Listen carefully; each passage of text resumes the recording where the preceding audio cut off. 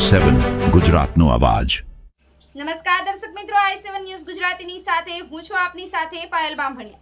તો જોઈએ આજના મહત્વના સમાચાર। ભિલોડામાં વીજ કંપનીની બેદરકારી।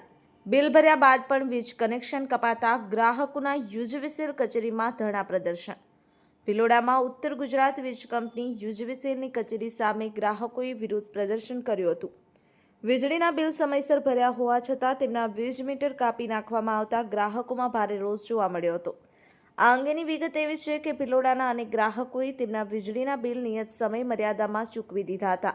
તેમ છતાં યુજીવીસીએલ દ્વારા તેમના વીજ મીટર કાપી વીજ પુરવઠો બંધ કરાતા ગ્રાહકો રોષે ભરાયા હતા, જેના કારણે ગ્રાહકોને ભારે હાલાકીનો સામનો કરવો પડ્યો હતો અને વીજ કંપનીની કચેરી આગળ આવેલ વીજ બિલો લઈ અને એકઠા થયા હતા અને પુરવઠો બંધ કર્યો છે, તેને તાત્કાલિક ચાલુ કરાય તેવી માંગ ઉઠાવી છે।